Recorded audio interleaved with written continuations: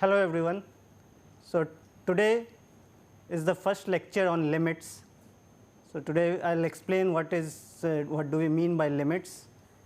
So, limits are very important concepts and it is the backbone of whole of calculus. So, this is very important chapter for you. So, let me start with the definition of limit. So, suppose f is a function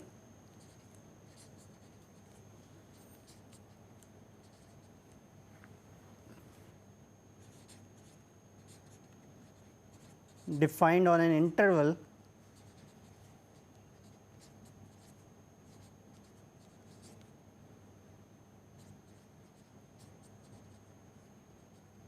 containing x equal to a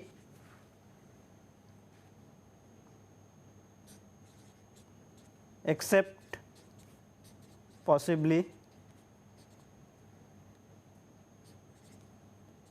at x equal to a.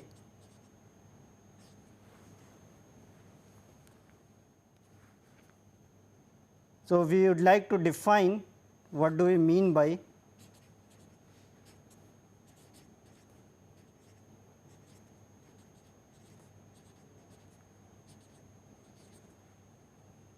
the limit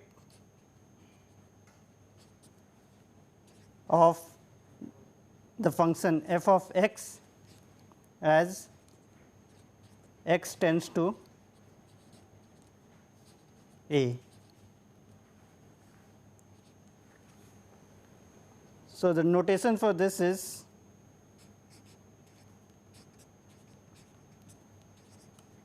notation we will use is for the limit we write lim limit as x tends to a of the function f of x, right. This denotes the limit of f of x as x tends to a. So, informally what it means is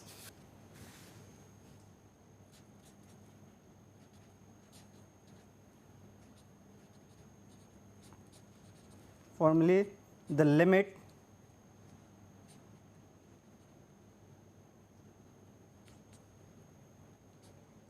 lim x tends to a f of x is the real number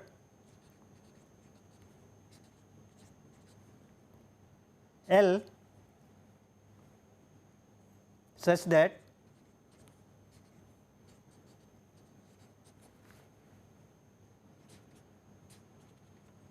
f x is arbitrarily close to L if x is chosen to be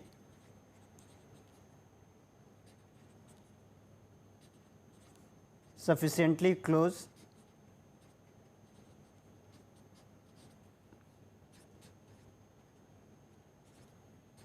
to a.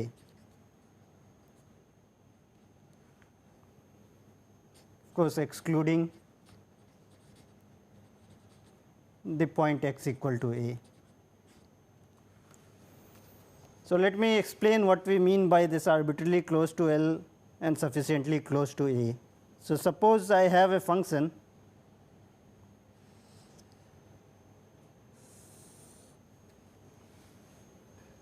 and we have x equal to a here and this function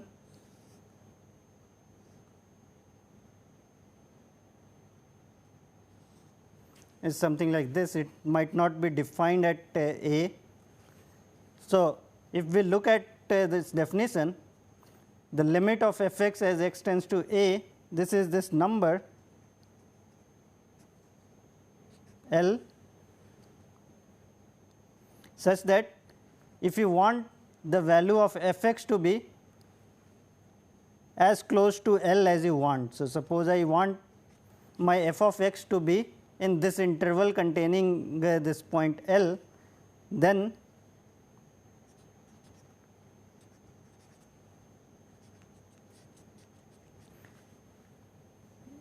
from this picture you can see that if I choose my x to lie in this interval, then if x belongs here,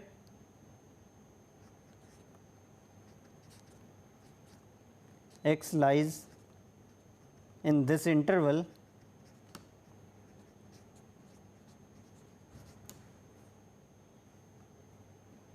then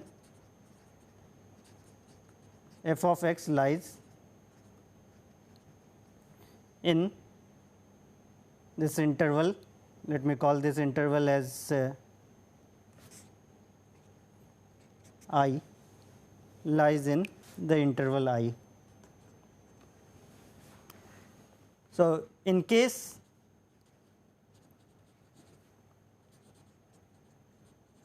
there is no such L, then we say that limit f of x, x tends to a, this does not exist.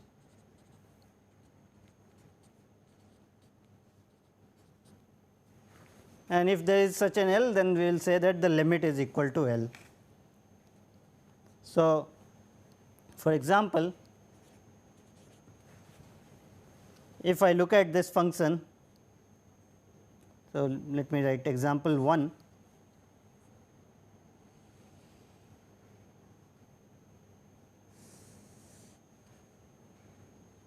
Suppose I have this function f of x which is equal to 0 for x less than 0 and it is equal to 1 for x bigger than 0. So, this is a function f x equal to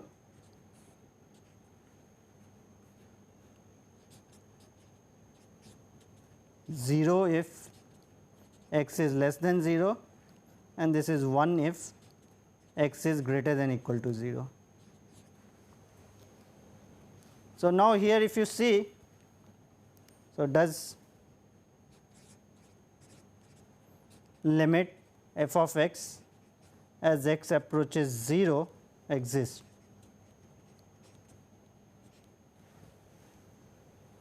So, in this case if you see, if I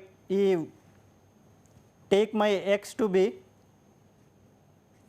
in any interval containing 0, then for positive x we know that the value of f of x is 1 and for any negative x, no matter how small it is, we have this is equal to 0.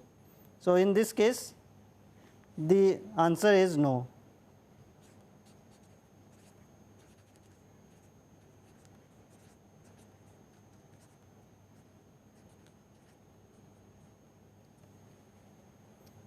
Because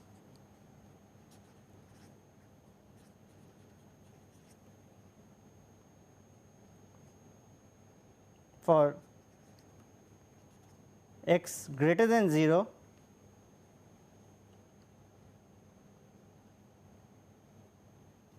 f x is equal to 1 and for x less than 0, f x is always 0. So, no value of L will satisfy our requirement.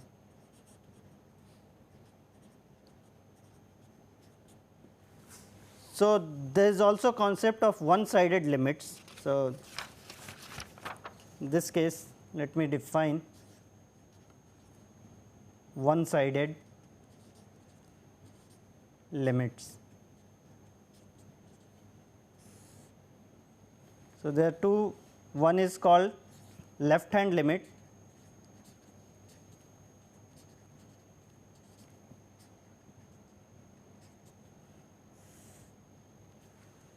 and the second one is right hand limit. So, what is left hand limit?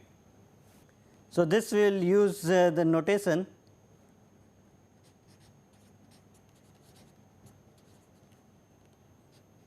limit of f of x as x tends to a minus. This means that here we are looking at the function. So, let me again explain by this example. So, the function is 1 for x greater than 0, greater than equal to 0, and 0 for x less than 0. So, in this case, for f x equal to 0 for x less than 0, 1 for x greater than equal to 0, the left hand limit x going to 0 minus of f of x is equal to 0. This is because if I take any point in this interval to the left of this point, then f x is identically equal to 0. So, left hand limit, let me write. So, limit of f x as x tends to a minus, this is equal to L if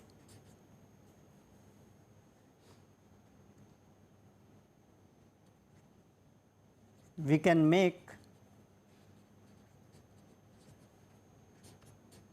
f x to be arbitrarily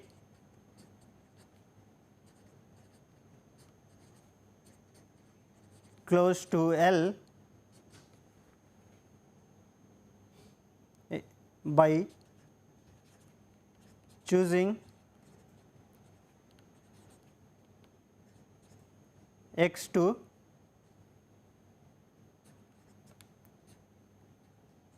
lie in the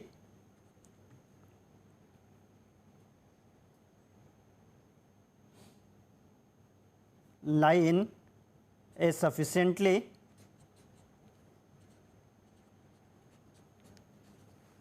small open interval to the left of a, that is something of the form a minus delta to a for some delta positive. Similarly, we can define right hand limit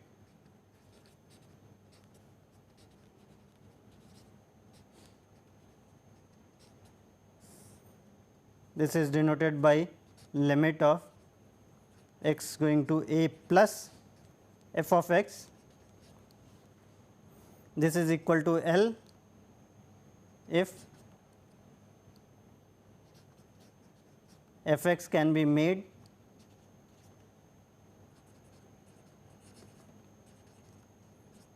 as close to L as we want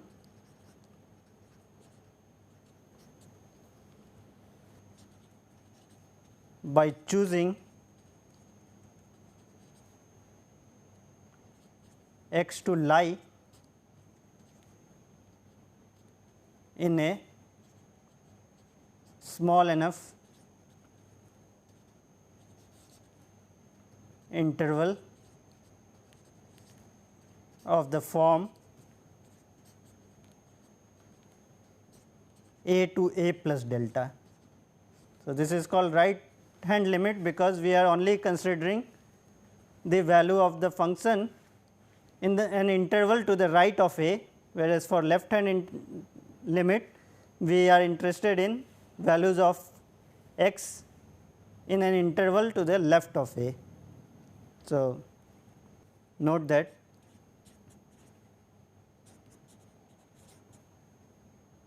for the left hand limit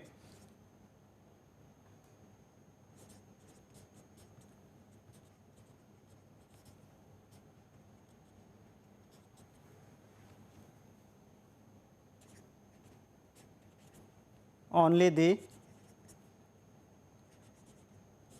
values of the function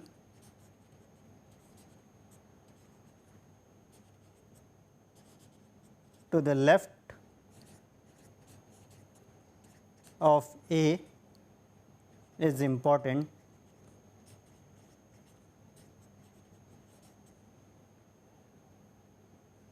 and similarly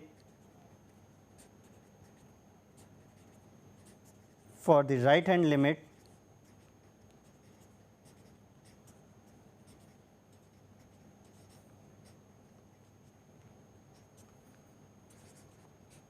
only the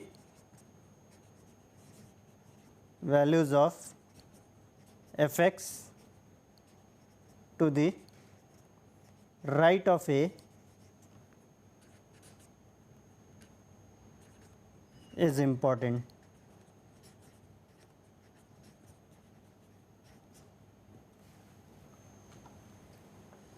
Also,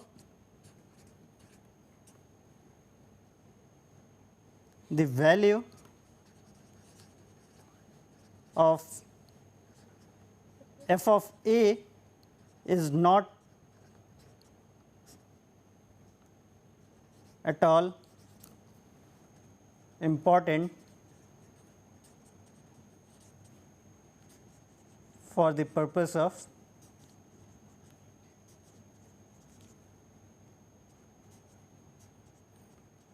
knowing the limits. Whether it is limit x going to A f of x or limit left hand limit of f of x at A or the right hand limit of f of x at A. So, another remark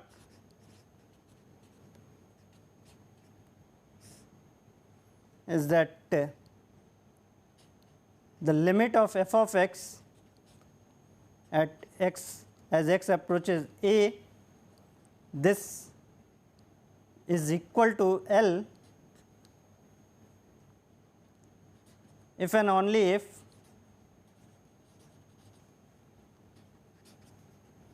both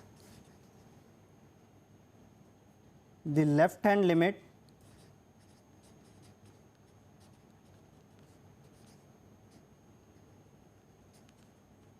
and the right hand limit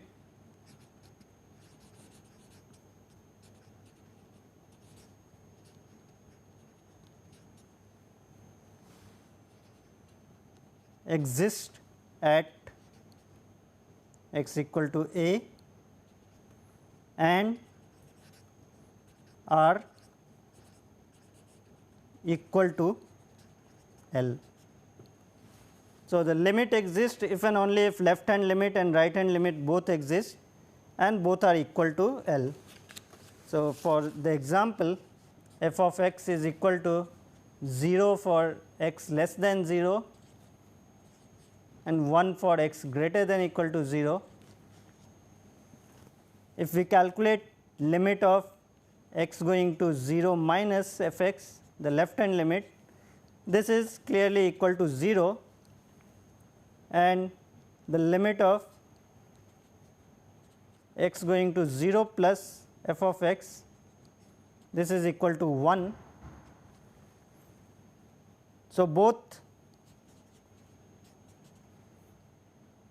left hand limit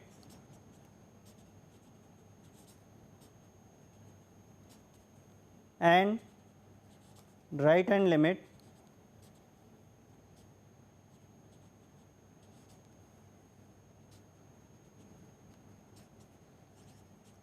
exist at 0, but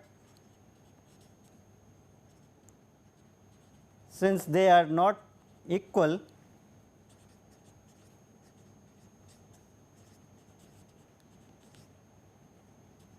the limit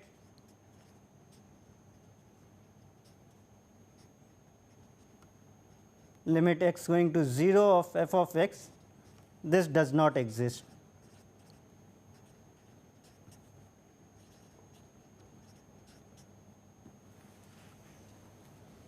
Okay, so can we have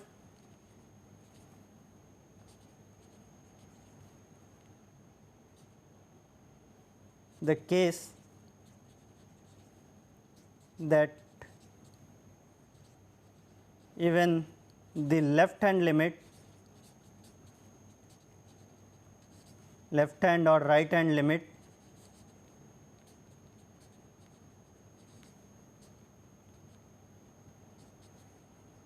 does not exist?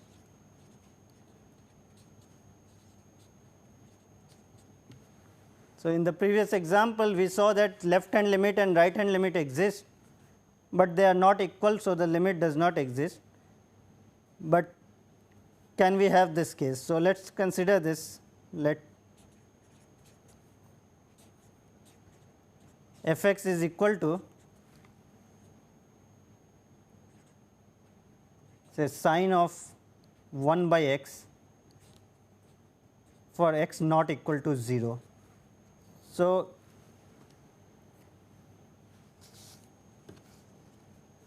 does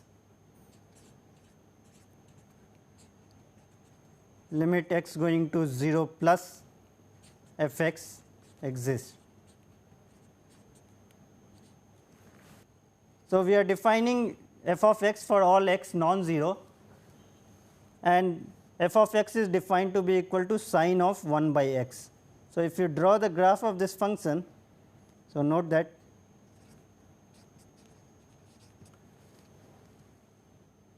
sine 1 by x is equal to 0 for all x of the form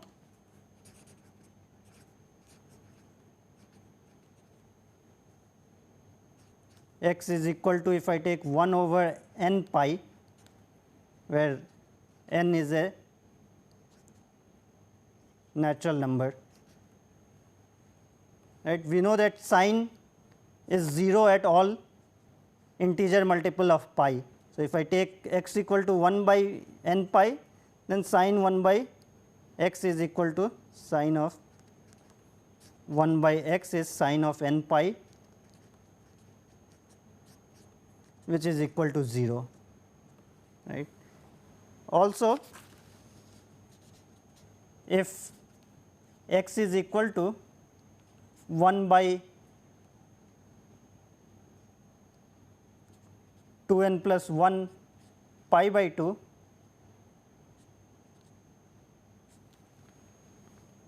then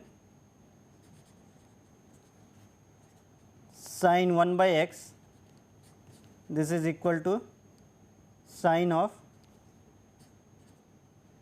2n plus 1 pi by 2, which is equal to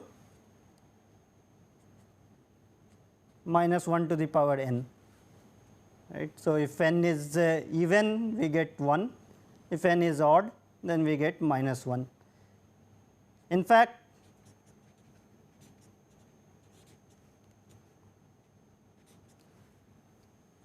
if my x belongs to the interval, say, so if I take 1 by x to be in the interval, say 2n pi to 2n pi plus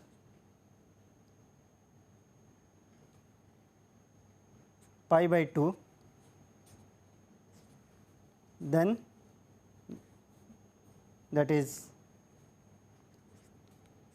x is in the interval 1 by 2n pi plus pi by 2 to 1 by 2n pi, then f x equal to sine 1 by x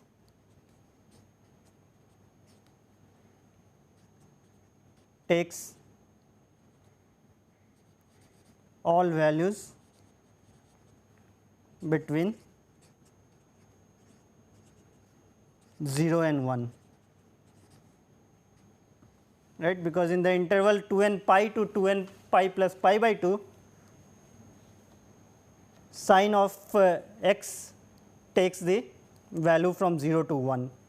In fact, if I take from 2n pi minus pi by 2 to 2n pi plus pi by 2, then it takes all the values from minus 1 to 1. So, what we see is that if you we try to draw the graph of this x, and then I have f x equal to sine of 1 by x. So, if I am interested in the right hand limit, I need to look at the value of this function to the right of this. So, if you see, if I take some 1 by 2n pi, and then I have 1 by 2n pi plus pi by 2, then the value of this is varying from, I have 0 and let us say this is 1. So, this takes all the values from 0 to 1,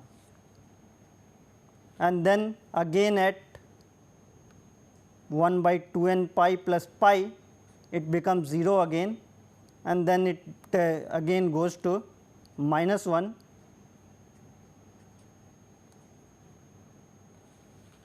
then it again goes to 1. So, as you go near x equal to 0, this keeps oscillating. So, what happens, the function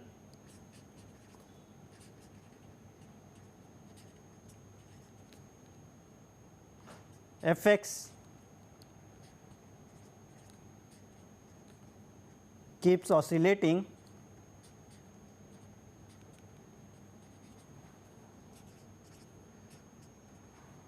between minus 1 and 1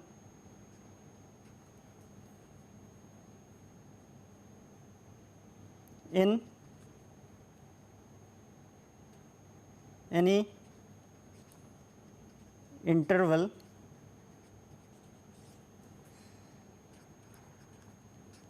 containing 0. Thus, if I am looking at right hand limit of this function, this does not exist.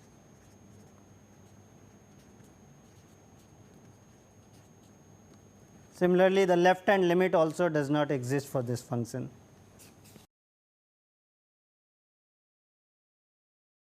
So, now so far I have given some intuitive notion of the limit of a function. Now, next I try to give the regress definition.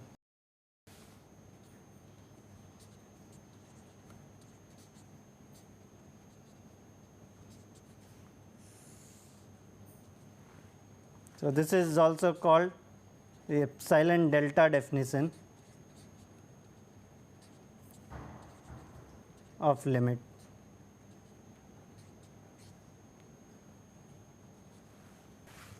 So, okay. So, the definition is, we say that limit of f of x as x tends to a, this exists and is equal to L if given any epsilon positive. So, if you take any real number epsilon which is positive, then there exists a real number delta which is also positive, such that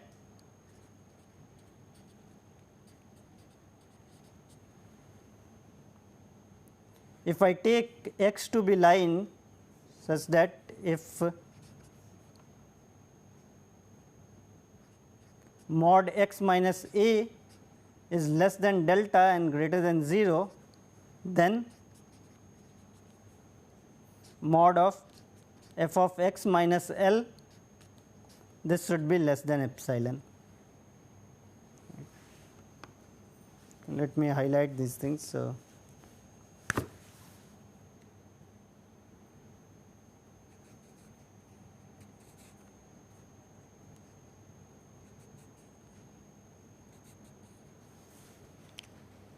So, let me explain this again by graph. So,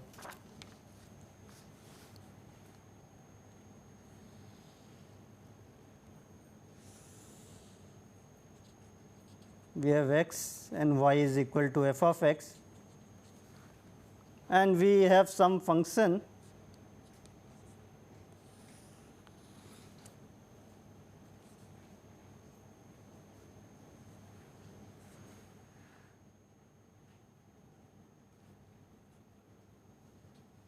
now we have this L.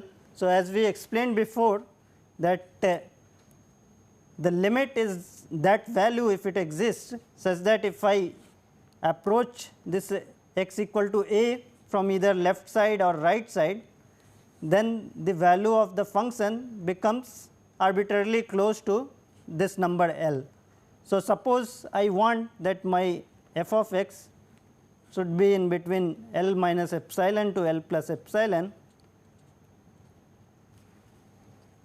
then I can choose a delta such that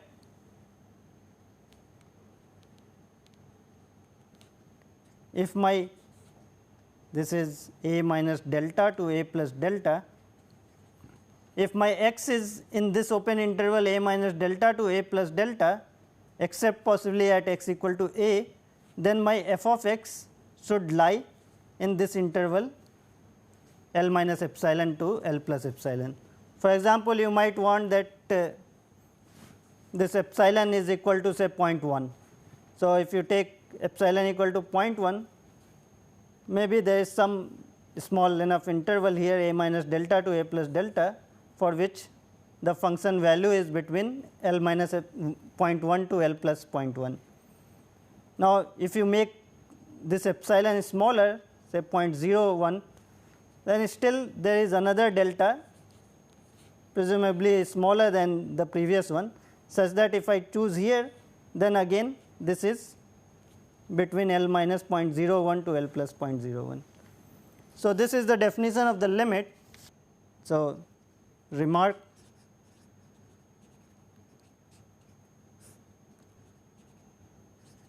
delta generally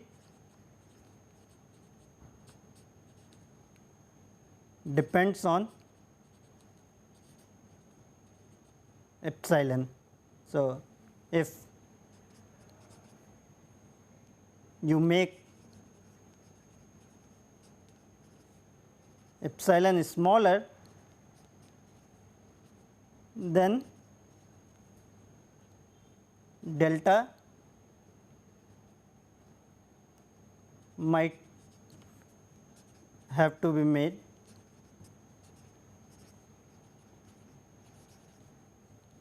smaller. So,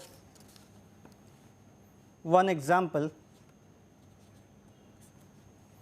consider the function f x equal to say x square.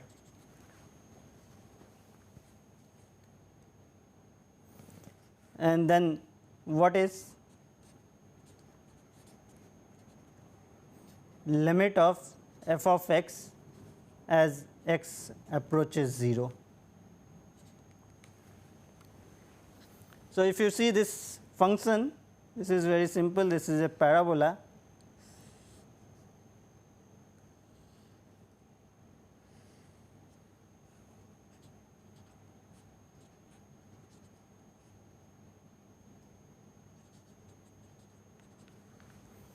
So, here if you see the left hand limit, if you approach this function from the left side, then it is approaching this point which is 0, and from the right again if you approach, then this is becoming closer and closer to 0. So, intuitively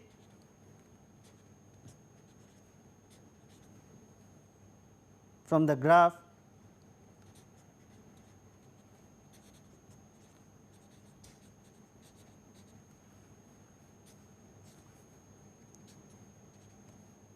it is clear that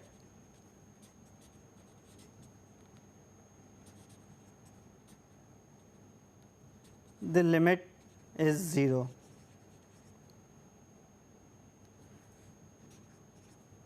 Let us try to prove this.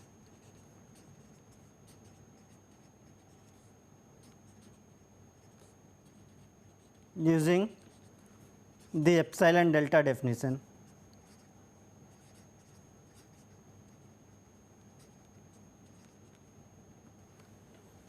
In this, what you have to do is, if you are given an epsilon, then you have to tell what is delta such that the condition is satisfied. So, we start with let epsilon be any positive number. What we want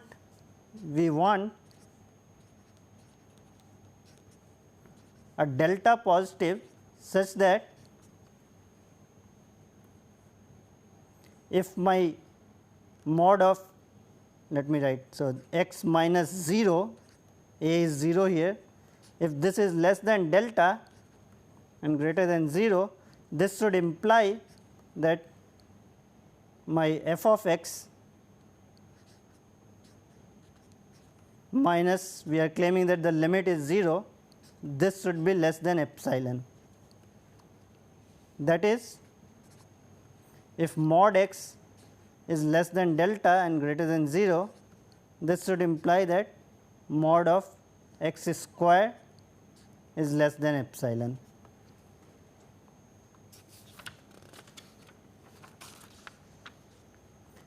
Now, we see that now if mod of x is less than delta, then mod of x square, this has to be less than delta square, right. But we want that my mod x square should be less than epsilon. So, if we want mod of x square to be less than epsilon, so if we choose delta equal to square root of epsilon, then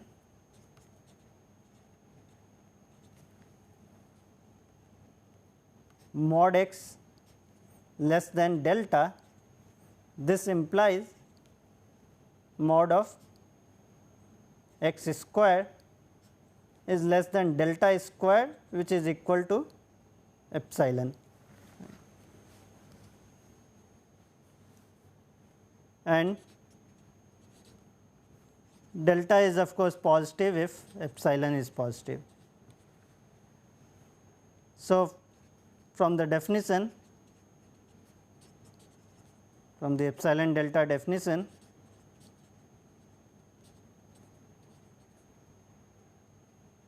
it follows that limit of x square as x goes to 0, this has to be 0. So, this was very simple example, but it was just to illustrate how we use this epsilon delta definition to prove that limit is equal to some number. Okay, next what we will do is we will see some properties of limit. So, some properties of limits.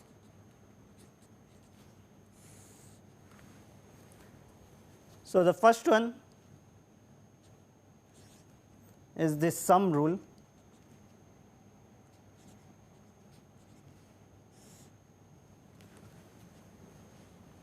So, this says that suppose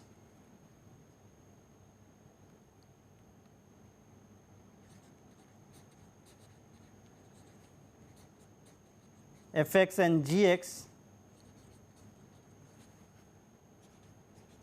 are two functions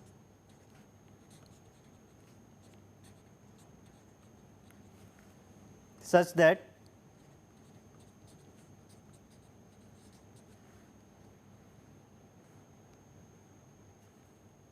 the limit x going to a f of x exists and the limit x going to a g of x, this also exists.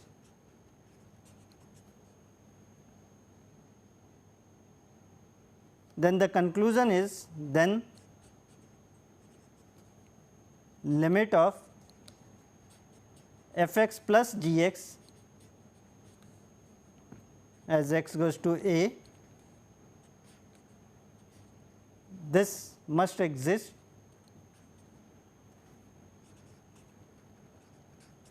and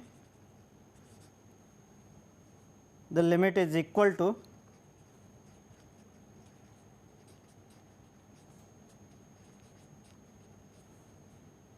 limit of f x plus g x at x equal to a is equal to the sum of the limit of f x and g x.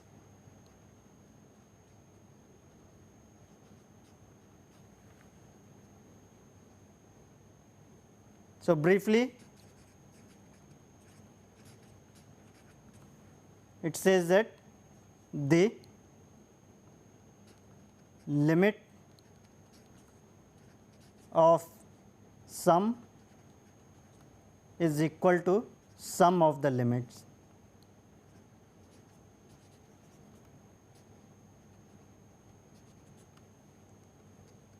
Limit of sum is equal to sum of the limits, provided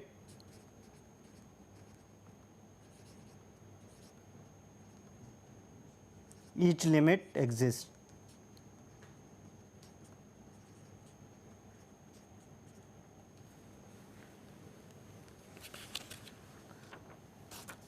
So, this again is a something which is not very hard to believe that limit of the sum is sum of the limit, but if you try to prove this, then this epsilon delta definition comes handy. So, proof.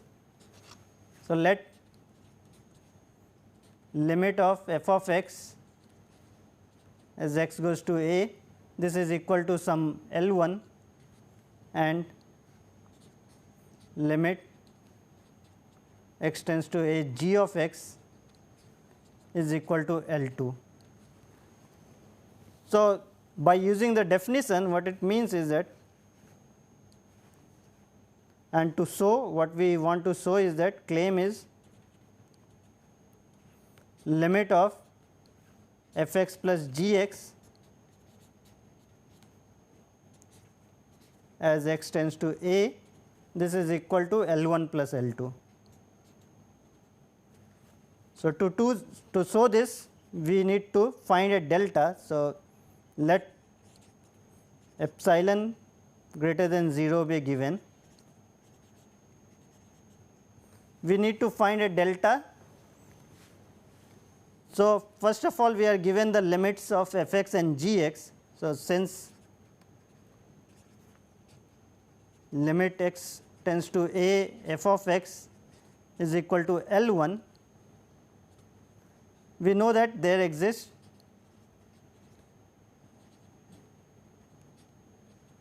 some delta 1 positive such that if my mod of x minus a is less than delta 1 and greater than 0, then this should imply that mod of f x minus L 1 is less than.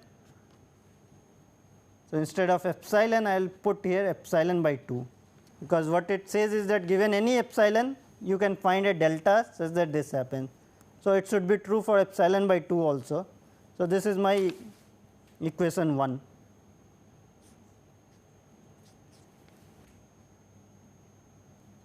Similarly, I can find there exists a delta 2 positive such that mod of x minus a less than delta 2 and x not equal to a. This should imply that mod of g x minus L 2, this is less than again epsilon by 2. Let us call this 2.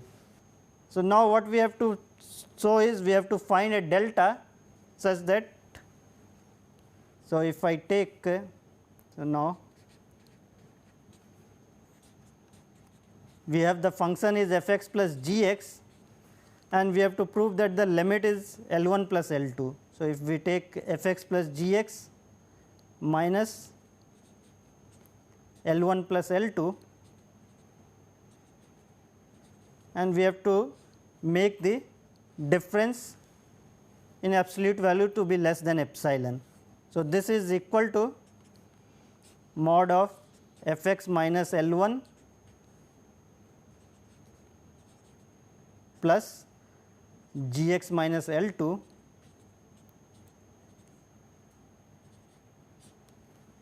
and then we know that mod of a plus b. So, this is less than equal to mod of f x minus L 1 plus mod of g x minus L 2. This is because mod of a plus b is always less than equal to mod a plus mod b.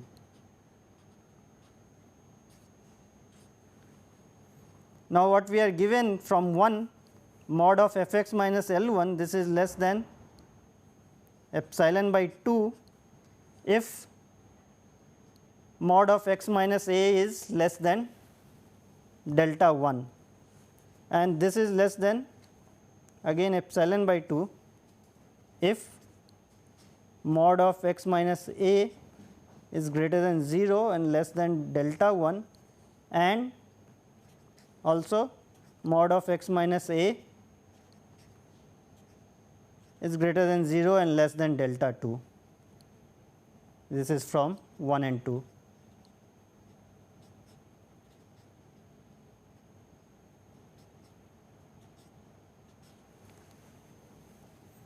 And this sum is equal to epsilon. So,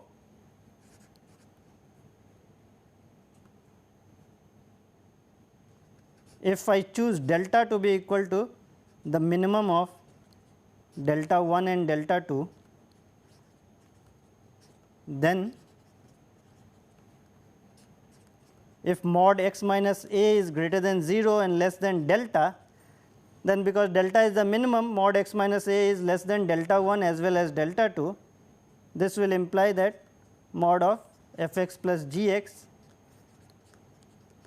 minus L 1 plus L 2, this is less than epsilon.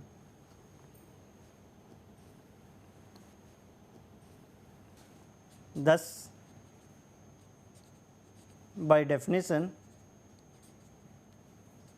limit of f x plus g x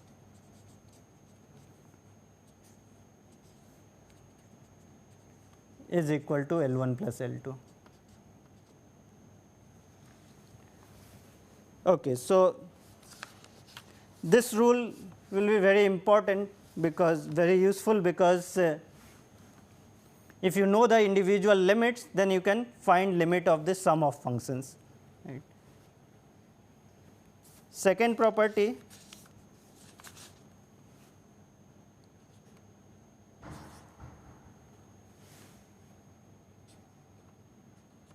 limit of, if I take any alpha times f of x as x goes to a, this is equal to alpha times limit of x going to a f of x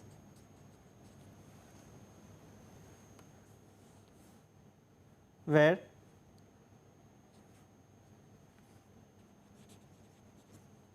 alpha is any real number and this is true if the limit of f of x as x goes to a this exists, right. So, if I multiply the function by any real number, then the limit of this constant times f of x is equal to the constant times limit of f of x. So, that is limit of a constant times f of x equals the constant times the limit of f of x.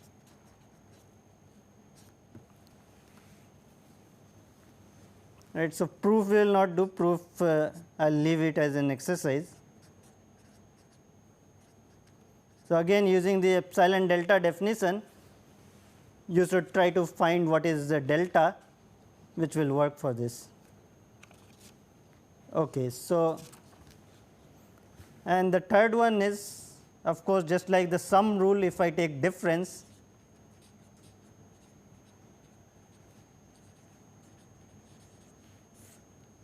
limit of f x minus g x, this is equal to limit of f x minus limit of g of x, provided the limits on the right hand side exist.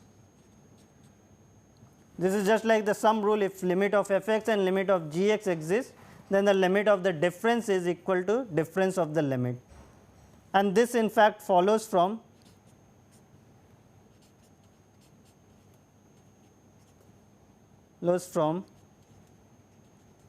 property 1 and 2.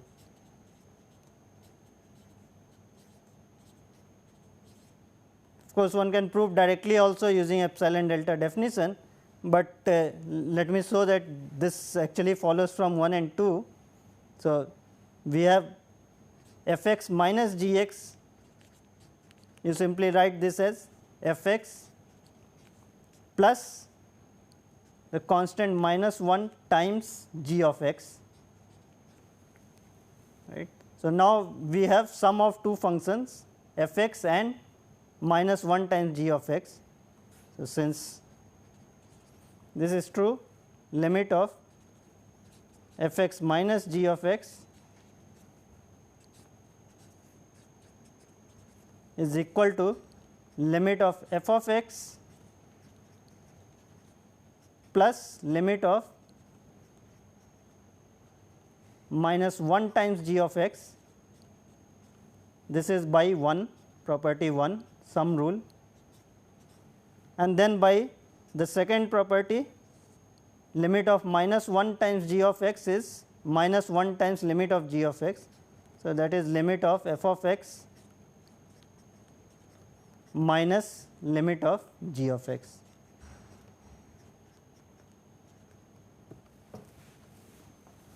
Okay, so this brings to the end of first lecture. In the second lecture, I will show some more properties of limits, and then we will also do some more examples and calculate some limits. Thank you.